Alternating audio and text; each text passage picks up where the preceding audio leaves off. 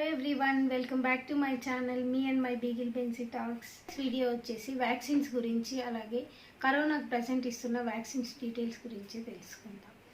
So basically I'm a pharmacist, so I can explain little bit clear.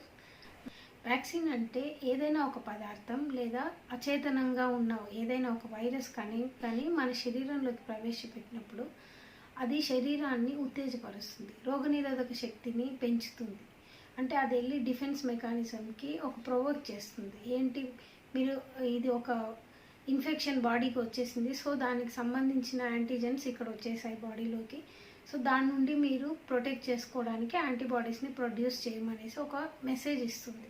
So బేసిక్గా దాన్నే vaccine అంటారు. ఈ process అంతటిని వ్యాక్సినేషన్ అంటారు, మనుషులకి ఎక్కించడానికి. సో దీన్ని బేస్ చేసుకుని మనకి వ్యాక్సిన్స్ అనేవి ప్రొడ్యూస్ అవుతున్నాయి. ఫర్ ఎగ్జాంపుల్ పోలియో వ్యాక్సిన్ కానీ, ఇలాంటివి రెగ్యులర్గా ఇచ్చేవి రేబీస్ వ్యాక్సిన్ కానీ, ఇవన్నీ అంటే వీటిలో ముఖ్యంగా వ్యాక్సిన్కి ఇచ్చే పదార్థాల్లో ఇద్దరు చనిపోయిన వైరస్ సెల్స్ అయినా ఉంటాయి, వాటిని ఇన్యాక్టివేటెడ్ వైరస్ ఫార్మ్స్ అంటారు. నెక్స్ట్ వచ్చేసి అలాగే వాటికి సంబంధించిన ఏవైనా మెటీరియల్స్, జెన్యూ మెటీరియల్స్ కానీ, ఎంఆర్ఎన్ఏస్ కానీ, అలాగే వీటిలో ఇంకొకటి ఉంది, అదేంటంటే కృత్రిమంగా ప్రిపేర్ చేయడం. ఇదే ఎంఆర్ఎన్ఏని వాళ్ళు ల్యాబ్స్లో సింథసైజ్ చేయడం. సో ఈ 3 మెథడ్స్ ద్వారా వాళ్ళు వ్యాక్సిన్స్ని ప్రిపేర్ చేస్తారు. సో వాటిని బాడీలోకి ఎక్కించేసి దానివల్ల మన బాడీ డిఫెన్స్ మెకానిజంని ఉత్తేజపరిచి యాంటీబాడీస్ని ప్రొడ్యూస్ చేస్తాయి. దీనివల్ల ఫ్యూచర్లో సేమ్ ఇలాంటి వ్యాధి ఏదైనా వచ్చిందంటే బాడీ రెడీగా దాన్ని ఎదుర్కోవడానికి ఉపయోగపడుతుంది. సో ముఖ్యంగా వ్యాక్సిన్స్ వచ్చేసి బాడీలో రోగనిరోధక శక్తిని పెంచడానికి, ఒకవేళ ఆ వ్యాధికి శరీరం కానీ గురైనట్లయితే దాన్ని అటాక్ చేయడానికి యూజ్ అవ్వడానికి మాత్రమే హెల్ప్ అవుతుంది. అంతేగాని 15 days టైం ఖచ్చితంగా పడుతుంది. అంటే ఆ యాంటీబాడీస్ ప్రొడ్యూస్ అవ్వడానికి, ఈ మొత్తం మెకానిజం జరగడానికి ఒక 15 days టైం అనేది పడుతుంది. మనకు ప్రజెంట్ ఇండియాలో 2 వ్యాక్సిన్స్ అవైలబుల్గా ఉన్నాయి. ఒకటి వచ్చి కోవిషీల్డ్, ఇంకొకటి కోవాక్సిన్. కోవిషీల్డ్ వచ్చేసి ఆక్స్ఫర్డ్ ఆస్ట్రాజెనికా వాళ్ళు ప్రిపేర్ చేసింది. యాక్చువల్గా అది వాళ్ళు డెవలప్ చేస్తే సీరం ఇన్స్టిట్యూట్ ఆఫ్ ఇండియా వాళ్ళు దాన్ని మ్యానుఫ్యాక్చరింగ్ చేసి మనకు అందిస్తూ ఉన్నారు. నెక్స్ట్ వచ్చేసి కోవాక్సిన్ వచ్చేసి భారత్ బయోటెక్ హైదరాబాద్ వాళ్ళు Indian council of medical research వారి అసోసియేషన్తో ఇది ప్రిపేర్ అయింది. ఈ 2 వ్యాక్సిన్స్ వచ్చేసి ఇండియాలో ప్రజెంట్ అవైలబుల్గా ఉన్నాయి. సో వీటి type of vaccination method preparation చూసినట్లయితే, అంటే హౌ ఇట్ డెవలప్డ్, కోవాక్సిన్ వచ్చేసి డెడ్ సెల్స్ ద్వారా డెవలప్మెంట్ అయింది. ఇది based on the dead virus platform. Next వచ్చేసి కోవిషీల్డ్ వచ్చేసి చింపాంజీ అడినో వైరస్ని తీసుకుని దాన్ని క్యారియర్గా యూజ్ చేసి COVID-19 స్పైక్ ప్రోటీన్ని మన బాడీలోకి పంపించడానికి దీన్ని యూజ్ చేశారు. వేరాజ్ ఇన్ కోవాక్సిన్ చాలా వైరస్లు డెడ్ వైరస్లు ఉన్నాయి. సో కోల్డ్కి సంబంధించిన కొన్ని డెడ్ వైరస్లు, అలాంటి డెడ్ వైరస్లు అన్నింటినీ, అచేతనమైన డెడ్ వైరస్లని బాడీలోకి ఎక్కించడం ద్వారా ఇది మనకి యాంటీబాడీస్ని ప్రొడ్యూస్ చేసే మెకానిజం బేస్ మీద ఇది ప్రిపేర్ అయింది. అదే కోవిషీల్డ్ తీసుకున్నట్లయితే ఆల్రెడీ కోల్డ్ వైరస్ ఇది చింపాంజీస్లో ఉంది, ఇది మనుషులకు ఎలాంటి ఎఫెక్ట్ ఇవ్వదు. చింపాంజీస్లో ఉండే అడినో వైరస్ని ఒక క్యారియర్గా యూజ్ చేశారు. సో COVID-19లో ఉండే స్పైక్ ప్రోటీన్ ఏదైతే ఉందో దాన్ని ఇది బాడీలోకి తీసుకొని వెళ్తుంది. సో అక్కడ బాడీలోకి తీసుకొని వెళ్ళిన తర్వాత ఇది యాంటీబాడీస్ని ప్రొడ్యూస్ చేయడానికి డిఫెన్స్ మెకానిజం సిస్టమ్కి ఒక మెసేజ్ అందిస్తుంది.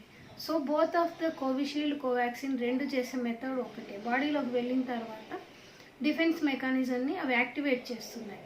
సో దేనికి, యాంటీబాడీస్ని ప్రొడ్యూస్ చేయడానికి. వచ్చిన ఏ మెటీరియల్ అయితే ఉందో అది యాంటీజెన్గా బిహేవ్ చేస్తుంది బాడీలో వెళ్ళి, వెంటనే దానికి సంబంధించిన యాంటీబాడీస్ని మన self mechanism T lymphocytes, B lymphocytes ద్వారా మన బాడీ ప్రిపేర్ చేసుకుంటుంది. యాక్చువల్గా ఇందులో వచ్చేసి ఈ పంపించిన ఏవైతే డెడ్ సెల్స్ ఉన్నాయో అవి బాడీకి ఎలాంటి ఇన్ఫెక్షన్ని కానీ, పర్టికులర్గా కరోనా వైరస్ ఇలాంటి డిసీజెస్ని కానీ, కోవిడ్ని కానీ కలిగించవు. అలాగే చింపాంజీ అడినో వైరస్ కూడా హ్యూమన్ బాడీలో ఎలాంటి యాక్టివిటీని చూపించలేదు, కేవలం అది ఒక యాంటీజెన్గా వర్తిస్తుంది అంతే. కానీ మన బాడీకి మాత్రం ఇది ఎలాంటి హార్మ్ని చెయ్యవు. ఇది బేసికల్ మెకానిజం, వాళ్ళ రీసెర్చ్ ద్వారా చేసింది, ఇది మెయిన్ మెకానిజం. నెక్స్ట్ వచ్చేసి డోసేజ్కి సంబంధించి కోవాక్సిన్, కోవిషీల్డ్ 2 ఒకేలాగే ఉన్నాయి. డోసేజ్ 2 time డోసేజ్లో ఉంది. ఇది 2 time డోసేజ్లో ఫస్ట్ డోస్ తర్వాత నెక్స్ట్ 28 days తర్వాత నెక్స్ట్ సెకండ్ డోస్ ఖచ్చితంగా తీసుకోవాలి. సో యాక్చువల్గా ఇది ఫస్ట్ డోస్ ఇచ్చినప్పుడు ఏంటంటే బాడీలోకి ఇంజెక్ట్ చేసిన తర్వాత ఆఫ్టర్ 15 days ఇది వర్క్ చేయడం స్టార్ట్ అవుతుంది. సో ఫస్ట్ డోస్లోనే బాడీకి కంప్లీట్గా కరోనా నుంచి ఇమ్యూనిటీ వస్తుంది అనేది అపోహ మాత్రమే. అది వాళ్ళు కూడా చెప్తున్నారు, రీసెర్చర్స్ కూడా.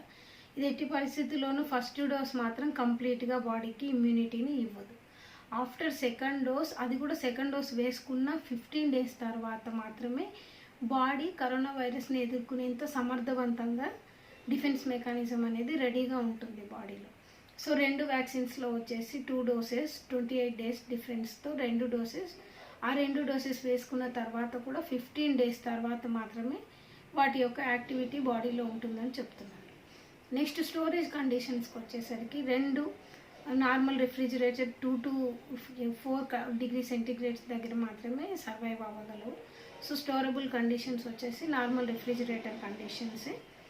నెక్స్ట్ వచ్చేసి వీటి ఎఫికసీ చూసుకున్నట్లయితే వరల్డ్ వైడ్ జనరల్గా ఎఫికసీ వచ్చేసి 90% రిజల్ట్ మనకి ఇస్తున్నాయి. తీసుకున్న వాళ్ళలో టెస్ట్ చేసిన వాటిల్లో కూడా 2 ఎఫికసీ ఈక్వల్గానే ఉన్నాయి. కానీ వేరాజ్ గ్లోబల్ రిజల్ట్స్ తీసుకున్నట్లయితే కోవిషీల్డ్ ఎక్కువ ఎఫెక్టివ్గా కనిపిస్తుంది. 90% ఇది వ్యాక్సిన్ ఇమ్యూనిటీని చూపిస్తుంది. వేరాజ్ కోవాక్సిన్ వచ్చేసి 81% మాత్రమే ఇమ్యూనిటీని డెవలప్ చేసినట్లుగా గ్లోబల్ రిజల్ట్స్ చెప్తున్నాయి. బట్ 2 యాక్టివిటీ వైజ్గా మాత్రం ఇండియాలో పర్ఫెక్ట్గా వర్క్ చేస్తున్నాయి. నెక్స్ట్ వచ్చేసి side effects. Covaxin, Covishield 2 almost same side ఎఫెక్ట్స్ని చూపిస్తున్నాయి. వీటిలో జనరల్ సైడ్ ఎఫెక్ట్స్ వచ్చేసి ఫస్ట్ ఎక్కడైతే వ్యాక్సిన్ ఇస్తారో ఇంజెక్టెడ్ ఏరియా, సో ఇది ఆ పర్టికులర్ స్పాట్లో మాత్రం రెడ్నింగ్ అవ్వడం, రెడ్గా అయిపోవడం, పెయిన్ రావడం, ఆ particular muscle, because it is muscular injection, so ఆ పర్టికులర్ మజిల్ మాత్రం పెయిన్గా అవ్వడం, ఇంజెక్ట్ చేసిన స్పాట్లో హ్యాండ్లో పెయిన్ ఉండడం, ఇంకొకటి జాయింట్ పెయిన్స్, ఇంకా కొందరిలో ఫీవర్, వామిటింగ్, హెడేక్, ఇవన్నీ జనరల్ సైడ్ ఎఫెక్ట్స్గా ఉన్నాయి. బట్ 90% ఇవే నార్మల్ సైడ్ ఎఫెక్ట్స్. ఇవి ఓన్లీ 1 day or 2 days మాత్రమే ఉంటాయి. అంతకన్నా ఎక్కువ డేస్ అయితే పర్సిస్ట్ అవ్వట్లేదు. తీసుకోవాలనే కండిషన్కి వచ్చినట్లయితే ఇది ఆఫ్టర్ 18 years పర్సన్స్ మాత్రమే తీసుకోవడానికి ఎలిజిబిలిటీ ఉంది. బిఫోర్ 18 years ఇంకా రీసెర్చ్ జరుగుతుంది, దాని మీద కంప్లీట్ డీటెయిల్స్ అయితే ఇంకా లేవు. బట్ ఆఫ్టర్ 18 years మాత్రమే ఇది సేఫ్ డ్రగ్ అని చెప్పి డీటెయిల్స్ ఇస్తూ ఉన్నారు. అప్రూవల్స్ ఏంటి? అప్రూవల్స్ వచ్చేసి బోత్ వ్యాక్సిన్స్కి వచ్చేసి రెస్ట్రిక్టెడ్ అప్రూవల్స్ ఉన్నాయి. Only can be utilised by the authorised persons, authorised medical practitioners ద్వారా ఓన్లీ ఈ vaccine. Controller general of India అనే స్టేట్మెంట్ ఇచ్చేసింది. ఎందుకంటే ఇది ఎవరు పడితే వాళ్ళకి ఇంకా మార్కెట్లో ప్రజెంట్ లేదు, మార్కెటింగ్ అప్రూవల్స్ ఏవీ లేవు. ఓన్లీ ఆథరైజ్డ్ మెడికల్ ప్రాక్టీషనర్స్ ద్వారా మాత్రమే మనం ఈ వ్యాక్సిన్ని తీసుకోవడం జరుగుతుంది. సో ఇవ్వండి వ్యాక్సిన్ గురించి కంప్లీట్ డీటెయిల్స్. మనకి ఇండియాలో దొరికే కోవాక్సిన్, కోవిషీల్డ్ 2 వచ్చేసి పర్ఫెక్ట్గానే వర్క్ చేస్తున్నాయి. అలాగే తీసుకున్న వాళ్ళందరి హెల్త్ కూడా బాగానే ఉంది. కానీ సెకండ్ డోస్ వేసుకున్న 15 days వరకు మాత్రం ఖచ్చితంగా ఇమ్యూనిటీ డెవలప్ అయిందని మనం చెప్పడానికి ఎలాంటి ఛాన్స్ లేదు. సో కాబట్టి ఈ 2 doses ఫస్ట్ డోస్ తర్వాత 28 days తర్వాత నెక్స్ట్ డోస్ తర్వాత 15 days వరకు తర్వాత మాత్రమే కంప్లీట్ ఇమ్యూనిటీ డెవలప్ అయినట్లుగా గుర్తించాలి.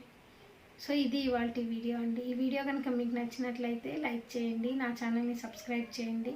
ఇలాంటి మరెన్నో కరెంట్ ట్రెండ్ విషయాల గురించి నేను వీడియోస్ చేస్తుంటాను. Please support. Thank you.